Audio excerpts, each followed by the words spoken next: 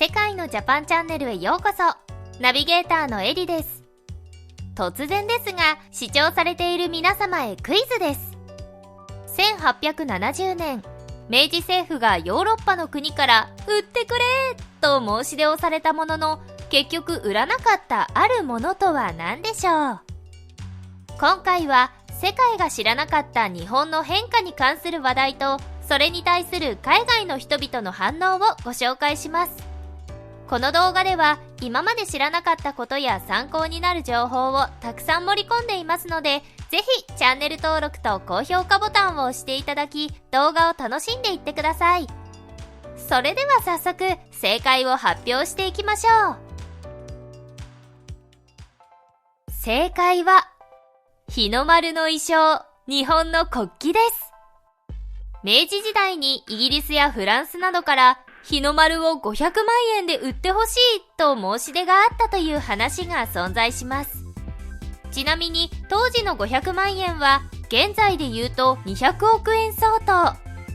明治政府は当時、軍備拡大による財政難から了承する直前まで行ったものの、最終的には国旗を売り渡すことは国家を売り渡すこととして拒否したと言われていますが、そもそもこの話は単なるジョークだったのではとの見方もあるそうです。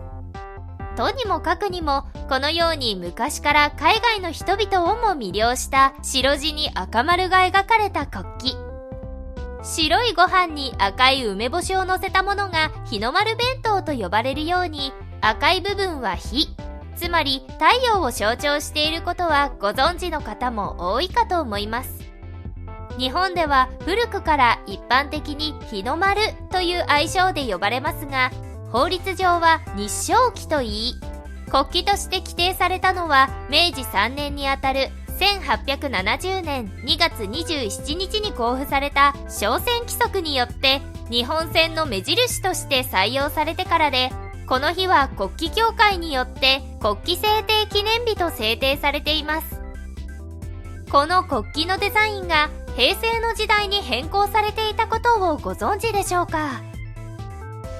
明治、大正、昭和、平成に国旗として使われ続けてきた日の丸ですが、法的な裏付けをする法令はずっと存在していなかったため、平成11年にあたる1999年8月13日に公布された国旗及び国家に関する法律、通称国旗国家法により、ようやく正式に国旗として認定されたのです。そしてこれを機にデザインも変更。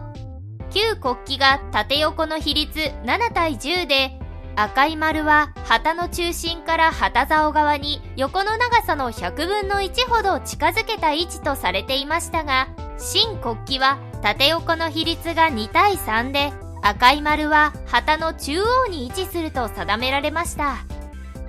このようにとても微妙に、そしてひっそりと変更が加えられた日本国旗が海外の人々の間で話題となっていました。その反応をまとめてご紹介しましょう。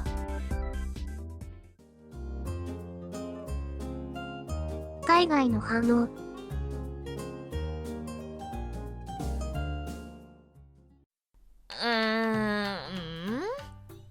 全く同じにしか見えない。気持ちはわかるよ。でもよく見てごらん。ほら、円がより一層丸くなっている。そうだね。以前のものは色あせて見えるし、リフレッシュしたってことだね。新しい知識をありがとう。日本は明るい赤を望んでいたんだね。なんだか嬉しいよ。でもこれは以前より暗めじゃないか？少なくとも白は同じだってことは分かったが。甘いな。白い部分の白さも増しているぞ。おいおい、変えすぎだろ。以前のものから逸脱しすぎている。過激すぎだぜ、日本。まあこっちの方が見栄えがいいんじゃない？本気かお前ら。両方同じ画像に見える俺のデバイスはイカれてるってことか？なるほど。セル画からデジタルのアニメーションに切り替えたってことだな。実に日本らしい。俺は気づいたぜ。これは旗を洗っただけだ。これは日本人しか気づくことができない事実だな。なんでこの変更を加える必要があったんだ？日本人のことだから何か理由があったんだろうけど、それにしても驚愕の細かさじゃないか？赤色を明るくすることで国旗全体の印象が良くなるんだろうね。まあ実際のところ日本が国旗を変えた本当の理由は知らないんだけど、俺はぶっちゃけ古い方が好きかな。わかる。伝統的なとこがいいよね。日本国旗は旭日旗の方が断然かっこいいと思うよ。韓国人と中国人もそっちの方が好きになるさ。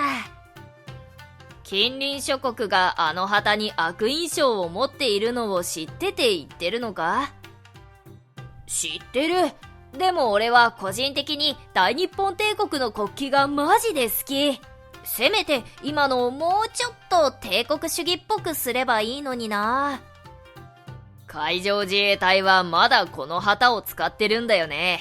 自衛隊も若干違うが軍旗として使ってるし、日本が戦争に巻き込まれたらこれを掲げるんだよ。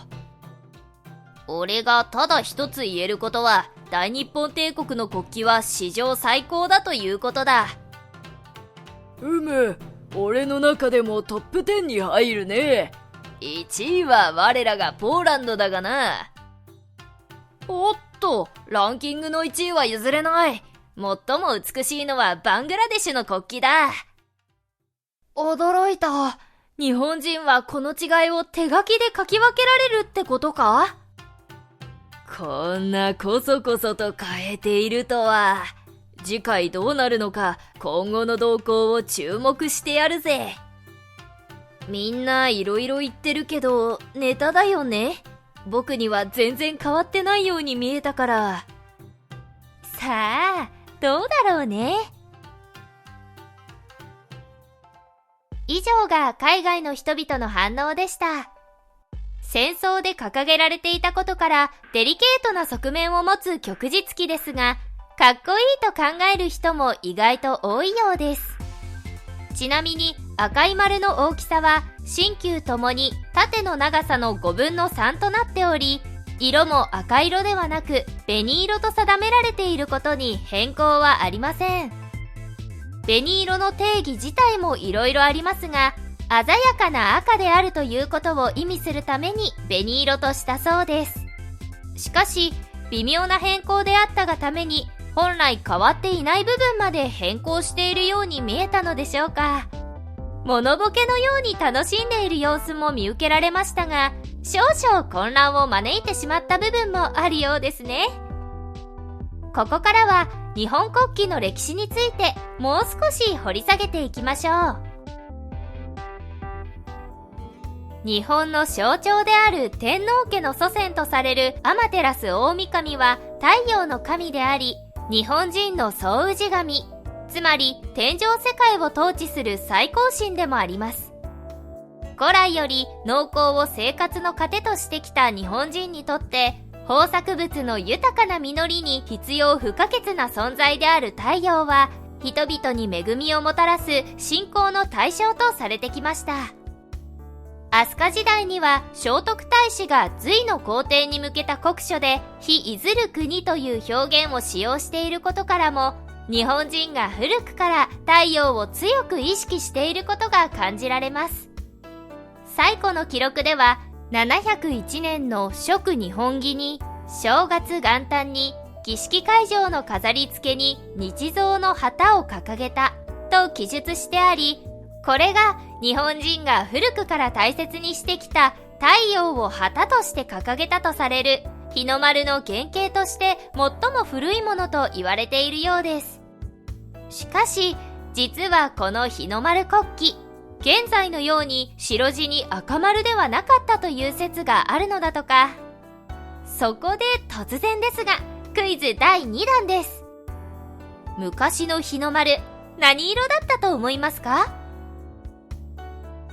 白地に黒丸だと単なる落とし穴のように見えますし、逆に黒地に白丸だと夜空に浮かぶ月のように見えなくもありません。しかし月といえば黄色なので、これに背景を空色にしてみると、これはパラオの国旗ですね。そういえばバングラデシュは緑地に赤ですが、こちらは当時の大統領が日本の自然の美しさと農業国から工業国へと大発展を遂げた日本に倣うために、あえて似せて作ったとの逸話があります。国を象徴する国旗に掲げるほど日本を見習おうとしてくれるとは、とても嬉しく感じますね。おっと、だいぶ話がそれてしまいましたが、ここで昔の日本国旗が何色だったか正解を発表しましょう。なんと、赤字に金の丸が描かれていたんだとか。とても派手な印象を受けますよね。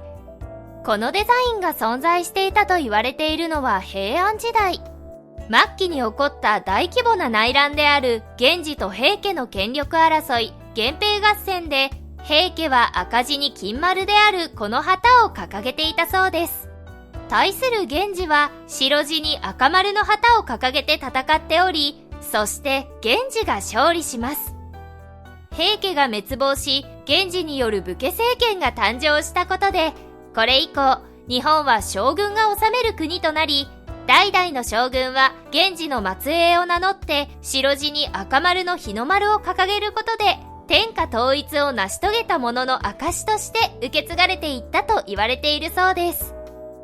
もしもこの時平家が勝利していたら、現在の日の丸は赤字に金丸になっていたのかもしれませんね。以上、日本国旗の歴史についてご紹介しました。世界的に見てみると、国旗の変更は2011年のリビアのように旧政権の崩壊により過去の国旗を復活させたり、2010年のミャンマーのように社会主義的なシンボルが描かれていたものから民主化の進展を受けて白い星を追加したり、アフリカの小国レソトでは2006年に独立40周年を迎えた節目にこれまでのデザインを一新しています。そして2006年のベネズエラは中央のアーチ状に描かれた星の数を7つから8つに変更。バーレーンでは2002年にジグザグ線を8つから5つに変更しています。このように細かな変更を加える例がないわけではないようですが、それにしても日本の国旗の変更は歴史上最も微妙な変化だと言えそうです。動画を最後までご覧いただきありがとうございました。この動画が少しでも良かったなと思っていただけましたら、グッドボタンとチャンネル登録をお願いします。当チャンネルは毎日更新していますので、またのお越しをお待ちしています。